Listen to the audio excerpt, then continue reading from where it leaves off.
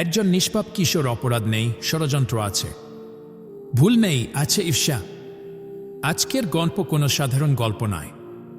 এ গল্প অন্ধকার কূপের, এই গল্প ভাঙা হৃদয়ের, এই গল্প আল্লাহর উপর অটল ভরসার। এই গল্প নবী ইউসুফ আলাইহিসসালামের, যার জীবন শুরু হয়েছিল ভালোবাসায়, কিন্তু একদিন তাকে ছুঁড়ে ফেলা হয়েছিল এক গভীর কূপের অন্ধকারে। ইউসুফ আলাইহিসসালাম ছিলেন নবী ইয়াকুব আলাইহিসসালামের প্রিয় সন্তান।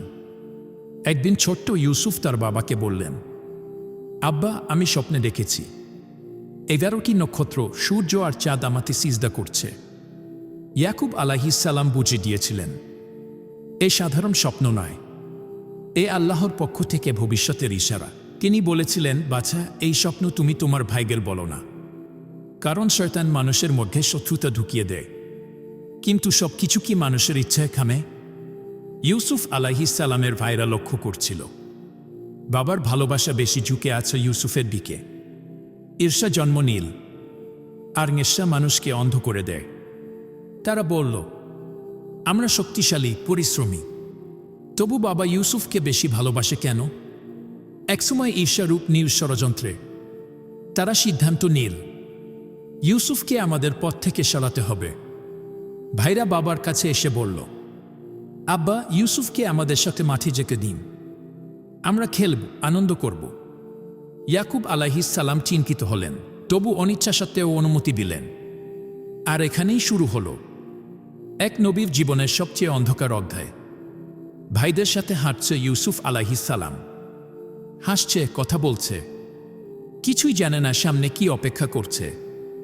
মাঠ পেরিয়ে জনমানবহীন জায়গায় পৌঁছেই ভাইদের আচরণ বদলে গেল। ধাক্কা, রুতা, নির্মমতা। ইউসুফ বুঝে গেল, আজ সে একা। এক গভীর নির্জন কূপ, নিচে অন্ধকার, উপরে নিষ্ঠুর মুখ। ভাইরা ইউসুফকে ধরে ছুঁড়ে ফেল কূপে, কোনো অপরাধ ছাড়াই, কোনো দয়া ছাড়াই। অন্ধকারে পড়ে রইল এক নিষ্পাপ নবী। কিন্তু এখানেই গল্প শেষ নয়। কূপের অন্ধকারে, একাকিত্বে মাঝে আল্লাহ ইউসুফ আলাইহিসসালামের কাছে ওহী পাঠালেন, একদিন তুমি এদের এই কাজের কথা স্মরণ করিয়ে দেবে যখন এরা বুঝতেও পারবে না। কূপ অন্ধকার ছিল, কিন্তু ইউসুফের হৃদয় আলোকিত ছিল ঈমানে। তিনি কাঁদলেন না হতাশায়, তিনি ভরসা রাখলেন আল্লাহর উপর। এই কূপ আমাদের জীবনের মতো। অনেক সময় আমরা বিশ্বাসঘাতকতার কূপে পড়ি, অন্যায়ের কূপে পড়ি, অসহায়তার কূপে পড়ি। কিন্তু মনে রাখবে, কূপ যদি গভীর হয়, আল্লাহর পরিকল্পনা তার চেয়েও গভীর। ইউসুফ আলাইহিসসালামের কূপই ছিল মিশরের সিংহাসনের প্রথম ধাপ। আজ যদি তুমি অন্ধকারে থাকো, হতাশ হয় না, কারণ আল্লাহ সেই অন্ধকারেই ভবিষ্যতের আলো প্রস্তুত করেন। ইউসুফ আলাইহিসসালামের কূপ প্রমাণ করে, আল্লাহ যাকে তুলে ধরতে চান তাকে আগে নিচে নামান। পরীক্ষার জন্য, ধ্বংসের জন্য নয়।